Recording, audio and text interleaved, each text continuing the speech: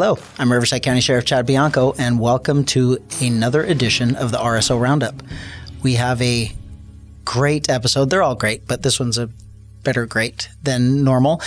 We have with us in studio today Daima Calhoun from the District Attorney's Office. Mm-hmm. And Daima and I actually go way back to when we were a baby deputy and a baby DA in Paris in the early 90s. Yes. And that's when we met, and then our careers have taken us up to where we are today. So Daima, welcome. Thank you. And we're going to be talking about, eventually we're going to be talking about the SACA unit and your involvement in that and how we're working together to make this work for the betterment of the county. Mm-hmm. But to get us going, why don't you tell us a little bit about yourself? Sure. So as Chad said, my name is Daima Calhoun. I am a managing deputy district attorney with the Riverside County DA's office, serving under Michael Hestrin. I've been a DA for approximately just about 24 years now. I've always, for the most part, other than like a 3-year hiatus where I went to San Bernardino DA's office, I've always been in the Riverside County DA's office. Since law school, I've been a prosecutor. So I started out my career doing the general felonies and the baby stuff, which is where we met you. And as a matter of fact, the first search warrant I went out on was with Chad and the SIB team, right? Yeah. We were yes, it was. Searching a house. So, and then from there, I spent the vast majority of my career in the gang unit and in the homicide unit as an attorney. I'm now the supervisor of the Sexual Assault and Child Abuse Unit. We call it the SACA unit, countywide.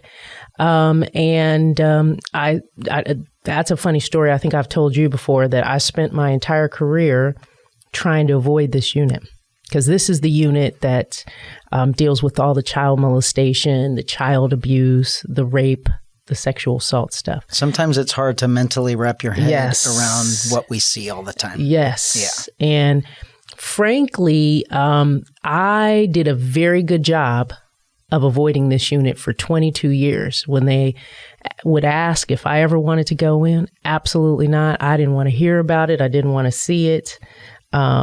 So it was not my choice to go into this unit. I've been in there almost 2 years now as the supervisor, because as a supervisor, you don't get a choice. So once I was placed in this unit, and also know that I've always thought that this was the most important unit in our office, even more important than gangs or homicide. But I just didn't want to be the one who have to deal with these cases. Yes. You know, I will second that. And I will say that from, well, I can't say all cop perspective, but certainly mine. Mm-hmm. I truly feel that sexual assault victims and crimes, I really do believe, and I get more personal satisfaction out of helping them. I believe that they truly are victims that absolutely need us to rescue them and help them, right. Especially kids. But even sexual assault victims, I mean, that is a powerful crime that is it's a devastating crime that's happening absolutely to them. Devastating. And they're not pretty. Mm-mm. And they tug at your heartstrings. So it's you never want them, but you always feel like you have to do something for them. Right. And so, I will say about that, just, I always thought that I was doing great work in the homicide and the gang unit. And but I can say wholeheartedly that I've never felt more fulfilled than I have at this point in my career. So I feel like we are absolutely doing the most important work. I know that most people know about child molestation and child abuse, and they know it exists. It probably exists closer to you than you think it does. Mm-hmm. And it's just like little guys. And of course, we are now in the video and the photographic area. So if you can imagine, everything is photographed and videoed. So you can't unsee this stuff. Yes. So, yeah, I mean, it's stuff that keeps you up at night, but I feel great about the work that we're doing, that my team is doing. I have 12 attorneys on my team who are working hard. They believe in this stuff, and they're doing a fantastic job for some of probably our most vulnerable citizens, our victims. Yeah, and I'm going to couple of things that you said. You've always been good at what you do and excited about what you do. You're a fantastic attorney. Well, thank you. That's been through your whole career. So getting you to this point, I think it's probably good that you went there, because I will say we all have these investigations that we've always had. They've always been there. It seems like maybe that because of computers and because of cell phones, it seems like in the video part of it and the picture part of it, seems like it may be getting worse. Yes. Especially the crimes against children, the sexual crimes, things like that. But we've always just done them the same. We've always prosecuted them the same. We have our investigators go out doing the same things over and over and over again. And I will say, even though you didn't want to be there, by you going there, you really did change the way we have done things. And that was my hope. And it worked. And so, I wouldn't say badgered, but I know that you really did pressure us into doing something different and changing, getting a centralized team, a SACCA team that we would do all of these investigations.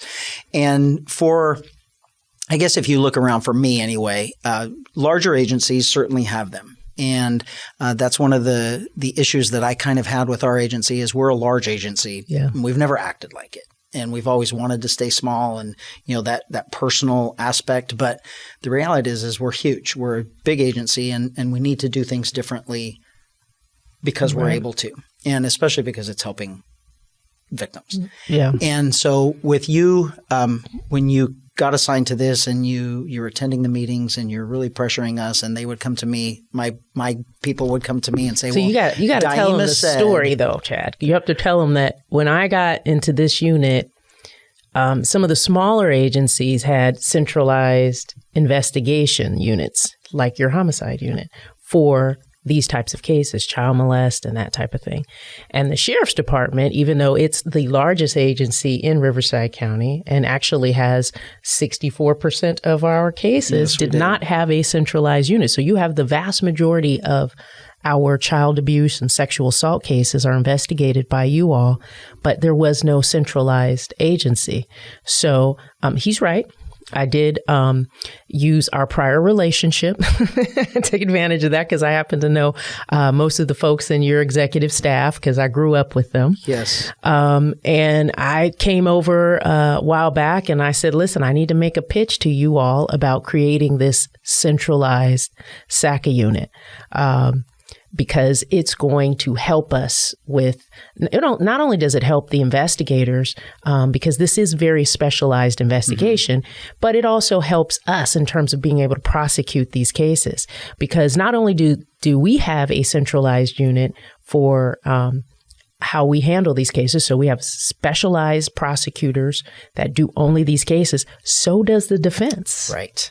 And that I think when learning that and seeing that, and I did know that because all crimes usually have someone that specializes in. You hire if you murder somebody, you want to murder a defense attorney that specializes in murder. Sometimes they do DUIs, something like that. But it kind of goes without saying. And so, but really, when you say it, and now I have to answer to that. It was kind of like you're right. And we do have to do this, and not so much, really not for us, because it's easy for us, especially cops. Sometimes there's investigator egos that I can handle this, and I've been doing this for a long time, and you don't need a specialized unit because we're so spread out and we're so big that how do you have a specialized unit respond to all of these different locations when we have investigators there anyway? Right. And then when you really come down to it, though, and you realize if you're losing cases because of a minor technicality that you just didn't know about, or that we hadn't been able to send you that training yet, or it's just something that you hadn't thought about in that case. But those defense attorneys all know that. Yes. And if they can destroy your credibility on the stand, that usually is what wins cases for them, not necessarily whether the person was innocent. I agree with that because they do. They look for places that they look for holes. They look for little weaknesses, little areas where they can dig at you and maybe get a jury to say, well, maybe this person didn't do it. And It's not necessarily the case. And so, and these are, the thing about these sexual assault cases, particularly when we're talking about child molestation, the one thing that we know about these particular defendants is that these aren't isolated incidents as it relates to them. The vast majority of them, by the time that we catch them, they have molested before and they will molest again. It's a predilection that they have. It's not something that will go away. As a matter of fact, I was just talking to one of the sexually violent predator doctors about that. He said, just like a heterosexual might like men or women, if that's your preference, that's what you like. And that's the same thing with, unfortunately, some of our pedophiles. If they like children, that's what they're going to like for the rest of their lives. It's not going to be changed. There's nothing you can do about it. The only thing they can attempt to do is to try to treat it and get them to control themselves. But a lot of times they're not successful with that. So, when we are prosecuting, and obviously I know this, when I'm prosecuting a case involving a child that was molested and I have folks on my team, what we all know is that's probably not the first. And not only do we need to make sure that we protect that particular victim that is charged there, we know that we have to protect other children. Somebody else, right? My first introduction to that was back in 2005, 6. I guess it was 6 when it actually aired. But the Dateline to Catch a Predator thing, and so we spent a couple of months really involved in those crimes against children, where those men came to have sex with a child. Yes. And what I learned through that was I don't believe there's rehab for them. I don't believe there is that they change. There is talking to them and I mean, you and I can look at each other in the face and we can talk and see each other's eyes, and I can see the passion you have for this. And when somebody's being honest with you, and when you can believe someone and things like that. And talking to them and listening to how they describe what they're doing, that it's okay. Yeah. And we're the ones that just don't get it. It's, that there's something really mentally wrong there. And back to this, the specialized, the SACA. Yes.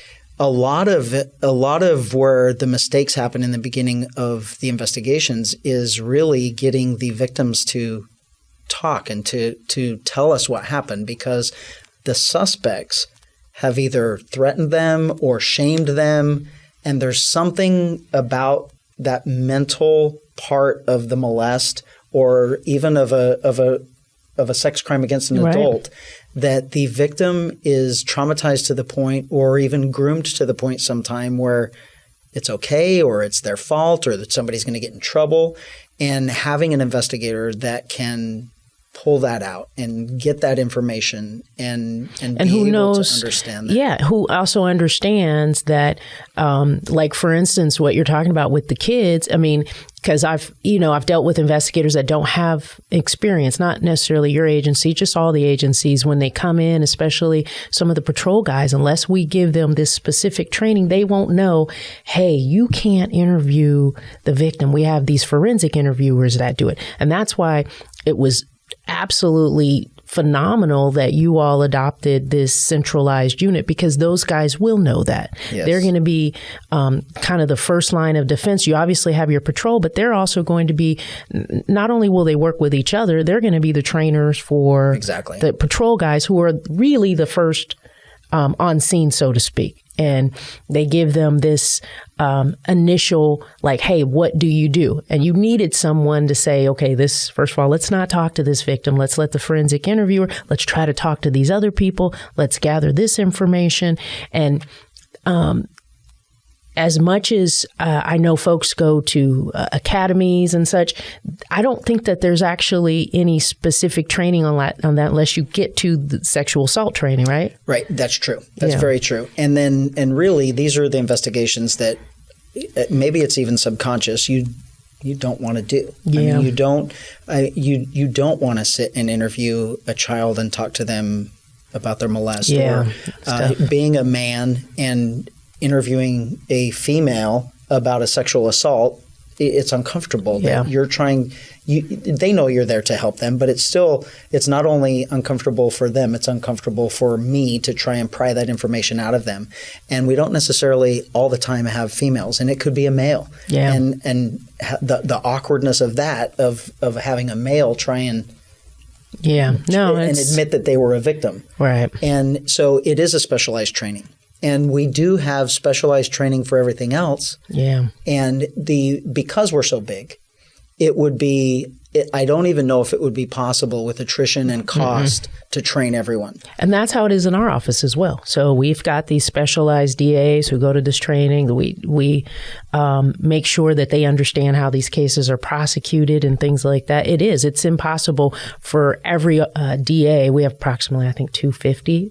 And out of that 250, we have 21 who prosecute these cases. Yeah. And so, and with that, I will say that for the people listening and watching, you're actually the victims, the people that were out that we're helping. They're getting the best of everything because they not only have the best trained cops and DAs, deputy DAs, but also they have the ones that want to be there. This isn't just another assigned case that they have to deal with. Yeah, that is, to me, that's the most important thing about these units. Yeah. In our office, we do not place people in that unit unless they ask to be there. I mean, because this stuff scars your soul, you know?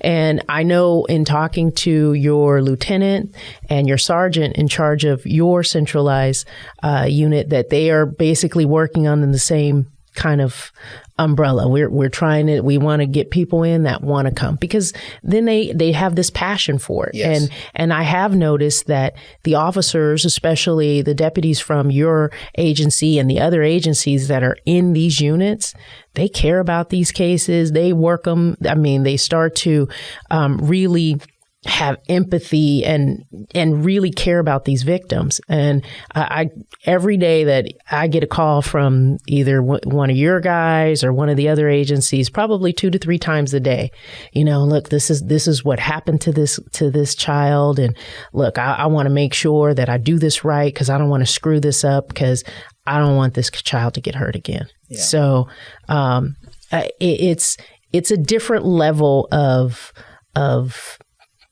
caring, I think, and that's the only way to describe it. I've worked with a lot of officers and homicide, gang unit, all that stuff, and I know they all care. I don't have any doubt, but this is different, and I always say that because sex is different. Sex cases are different.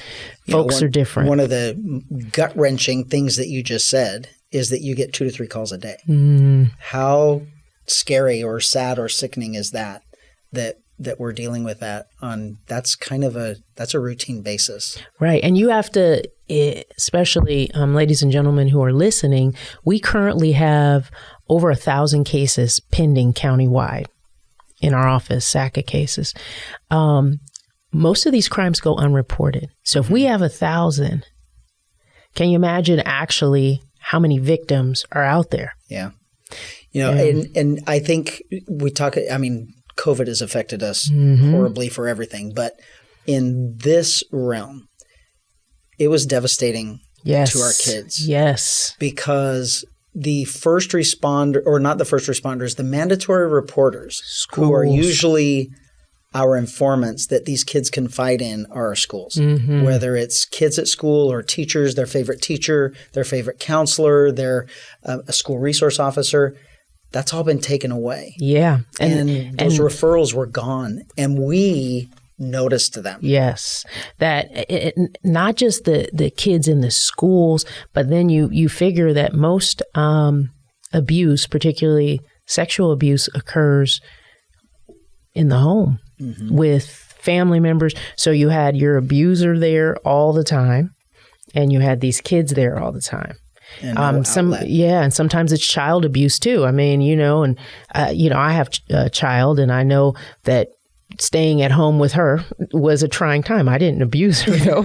But can you imagine if you have someone who is absolutely abusive to their child and they stay with the kid 24 hours a day? Yeah. I mean, so we knew during that time, because we were working, because of course crime was up. Yes. But these types of crimes, they were still occurring, but we knew that there was a lot of stuff that was occurring in homes that was not being reported because kids weren't going to school. Teachers usually, if a kid shows up with a black eye or a child is withdrawn, teachers and counselors and other kids will often ask them questions. And that's how some of this stuff comes to the surface. Mm-hmm. So without those reporters, we knew when we were sitting here working, and we still had cases coming in, that there were a lot of kids that were being for us, we abused. recognized that it wasn't the number that we normally saw. Mm-hmm. The CPS referrals, the teacher referrals, those were drastically down. Yes. And unfortunately, in our line of work, we know that means stop. It just, there were some victims out there that didn't have help. Right. Yeah. It was.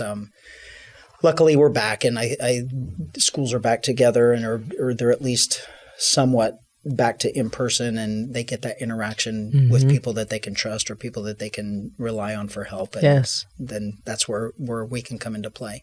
That's a lot of cases. That's a lot of cases to just be pending. I believe we have 6 investigators and a supervisor that we have currently assigned to our team, and it obviously is new for us, and we're working through issues and trying to get the right people in the right places. And we're probably going to be in a little learning curve of, what we've already talked about is getting that person that can actually do this. Right. Because we know that, through my career, I can remember people that whether they were deputies or investigators that liked these investigations, that sought them out and would willingly take them from you. And it's there's multiple aspects of what makes someone good at it, and probably on your side too. It's you have to be good at what you do anyway, but you have to have that empathy, you have to have that compassion, you have to have that drive to make it work, but at the same time, you have to have the mental ability to distance yourself when you go home. It's hard. It's not. Yes. It's a disheartening case. Yes. One thing that you all did, which I thought was actually great, is you came to us and asked, have you all, and give us a list of investigators that you think have a passion for this, that you all have worked with before you created the team, so that those guys and gals actually could be asked if they wanted to be in. So we handed over a list, and you have in your agency, some folks that are passionate about this type of work and who work their butts off to do this. So, and I know all of the DAs countywide, I think we provided a list of about 20 to 30 people that we were like, listen, these guys are current investigators, but they really take an interest in doing this stuff. So to talk about a little bit how we do it, and really the importance of the cooperation between us and you and the RCAT team, which is the Riverside County Child Assessment Team, which includes the hospital. We have 3 forensic pediatricians, RUHS Hospital, CPS, the Sheriff's Department, and some of the other agencies, and the DA's office. We are all on this RCAT team, so to speak. This is a machine. It is. There are also volunteer organizations in the desert with the hospital and Barbara Sinatra and things like that are heavily invested in making sure that we take care of these victims. Yes. It's a huge machine. It's a big undertaking. And one of the things that I think that makes it so, I don't want to say important, it makes it maybe successful, is the relationship that we have with your office. Yeah. That it's because you have your experts that are doing it, and it's ours, and they're always together. It's that relationship of being able to just say, no, you need to go do this, or go back, and then we don't get offended, and it's like, oh no, and it's and we call it vertical prosecuting. Yes. So it's the same prosecutors all the time. It's the same investigators all the time from start to finish. Yep. And it makes it more personal, but it also, I think it makes it more complete. It makes it more whole to where the nurses that we're dealing with and the doctors and the DAs and the deputies, everybody, it's just all that little unit that's taking care of that victim. Yes, yes. And I think that's why it is successful. It is, and it works. Reinvent the wheel. I mean, there's other places that do it, but we thought we could do it with a whole bunch of different stations, and it just wasn't working. It was easy to see that we needed to do it this way, and it was certainly going to be better for Riverside County and both of our offices the way it was working out. It just puts, I think what it does is just augments that team. We were working already with a lot of your investigators. They were just kind of all spread out. Yeah. So, but these cases have to be investigated and in a team-like fashion. They have to be investigated, prosecuted in this team-like fashion. And it's the only way it works. And I think that what we're doing now is basically perfecting the model. So this stuff existed before I got into the unit, and I'm just trying to perfect. You're going to make it better. I'm trying to do what I can. I know you're going to. I know you're going to. Anything else you'd like to say about the team or about I think that I want everybody to know. I mean, I've known you for a long time. Loved you from the first time we met. I mean, your personality, it's an infectious personality that you're easy to be around. But watching you over the years and the trials that you did and even some that I was involved with and just keeping in touch, your drive and your passion for this, I know that you're the perfect person to be there. Well, thank you. So whether you wanted to be there or not. I know. But it's God. I think everybody, everything happens for a reason. I think God puts people in certain positions, and I think this was the right time, right? It is. You are absolutely best for Riverside County victims, and we're glad that we have you to help us make our new SACA team and make them successful. And I think that our kids and even some of our adults will be much better off that we have you working on it and making sure we do it all right. Well, thank you, Chad. So I want to thank you for doing it. Thank you. And I hope you're still young. You have no intention of retiring, I hope. Don't let the smooth skin fool you. I'm a little older than you think. Maybe in like 8 years. That's probably fine. Be out of here. That's fine. You'll have everybody up to speed by then. Right. And then you can go. And then I'll, I'm sure I have some more pitches for you. Coming up. That's okay. About different things we can do for the unit. I'm all ears. So no, you are, and I appreciate you guys allowing me to come here and give you this pitch, and then you guys actually creating this centralized SACA unit. So it's going to make a difference. It's going to protect the community. So, and I think it's going to make a huge difference in how things occur in court. Yeah.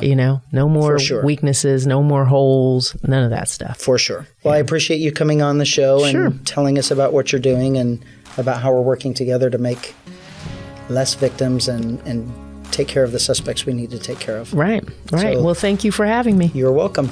All right. Thank you all for listening, and we will see you next time on the RSO Roundup.